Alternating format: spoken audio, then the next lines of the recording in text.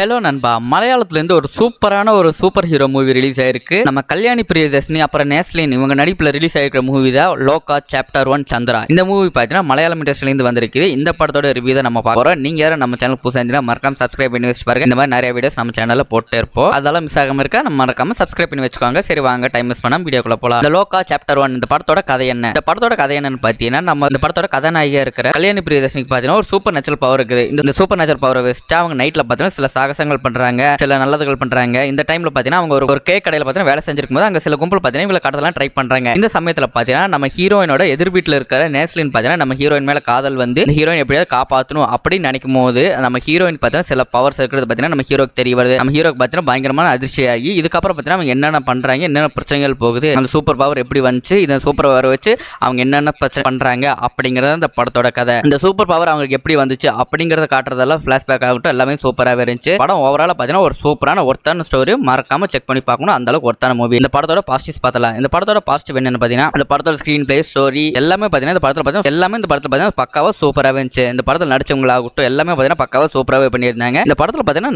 நிறைய ஹாலிவுட் படத்தோட ரெஃபரன்ஸ் எல்லாம் பண்ணி கொடுத்துருந்தாங்க. சூப்பராக இருந்துச்சு. அண்ட் இந்த படத்தில் எனக்கு ரொம்ப பிடிச்சது என்னன்னு பார்த்தீங்கன்னா ஸ்டோரி ஆகட்டும் ஸ்கிரீன் பிளே ஆகட்டும் எல்லாம் வந்து இந்த இடத்துல பார்த்தீங்கன்னா போர் இல்லாமல் பக்காவா சூப்பராகவே கொண்டு போனாங்க. இந்த படத்தில் சாண்டி அவரோட ஆக்டிங் எல்லாம் பார்த்தீங்கன்னா பக்காவா சூப்பராக இருந்துச்சு. லியோ படத்தில் பார்த்தீங்கன்னா இன்ட்ரடியூஸ் ஆனாரு. இந்த படத்தில் பார்த்தீங்கன்னா வில்லனா பண்ணியிருந்தாரு. அவரோட ஆக்டிங் ஆகட்டும் எல்லாமே பார்த்தீங்கன்னா சூப்பராகவே இருந்துச்சு. ஒரு பயங்கரமா மிரட்டி விட்டார். அந்த அளவுக்கு எடுத்து வச்சிருந்தாங்க இந்த படம். அந்த அளவுக்கு பார்த்தீங்கன்னா இந்த படத்தில் ஆக்டிங் கொடுத்துருந்தாரு. சூப்பராகவே இருந்துச்சு. இந்த படத்தில் பார்த்தீங்கன்னா டொவினோ தாமஸ் அவரோட கேமியோ ஆகட்டும், துல்கர் சல்மானோட போஸ்ட் கிரெடிட் சீன் ஆகட்டும் இதெல்லாம் பார்த்தீங்கன்னா எல்லாமே பார்த்தீங்கன்னா சூப்பராகவே இருந்துச்சு. அண்ட் இந்த படத்தில் ஹீரோயினோட ரோல் பார்த்தீங்கன்னா பக்காவா அவ்வளோ அருமையாக சூப்பராக இருந்துச்சுங்க. நீங்கள் நிறைய சூப்பர் ஹீரோஸ் மூவிஸ் எல்லாம் பார்ப்பீங்க. இந்த மாதிரி எல்லாம் பிடிக்கும் நினைச்சா டெஃபினட்டாக இந்த மூவி உங்களுக்கு ஒர்த் வாட்சிங் இருக்கும். அந்த அளவுக்கு சூப்பராகவே பண்ணியிருந்தாங்க. அண்ட் இந்த படத்தில் பார்த்தீங்கன்னா பேட்மேனுக்கே டஃப் கொடுக்குற அளவுக்கு சூப்பராக நம்ம ஹீரோயின் பார்த்தீங்கன்னா நைட்டில் சாகசமெல்லாம் பண்ணுறாங்க. நிறைய ஸ்டண்ட், நிறைய நல்லது, இந்த மாதிரி பெரிய விஷயங்களாக பண்ணுறாங்க. அதெல்லாம் பார்க்க நல்லாவே இருந்துச்சு. இந்த படத்தோட நெகட்டிவ் எதுன்னு சொல்லணும்னு பார்த்தீங்கன்னா நம்ம ஹீரோவான நேஸ்லின் அவரோட ஃப்ரெண்ட்ஸ் அவங்க வர சீனால பார்த்தீங்கன்னா கொஞ்சம் அதிகமாகவே இருந்துச்சு. அதை கொஞ்சம் ட்ரிம் பண்ணி தான் நல்லாவே வந்திருக்கும். அண்ட் இந்த படத்தோட செகண்ட் ஹாஃப்ல என்னமோ ஒன்று குறையிற மாதிரி தோணிட்டே இருக்கும். மற்றபடி பார்த்தீங்கன்னா ஓவராலாக படம் சூப்பராக இருந்துச்சு. ரெண்டு பேரோட ஆக்டிங் எல்லாம் பார்த்தீங்கன்னா பக்காவாக சூப்பராகவே பண்ணியிருந்தாங்க. இந்த படம் பார்த்து பிடிச்சக்கப்புறம் பார்த்தீங்கன்னா செகண்ட் பார்ட் எப்போ வரும்,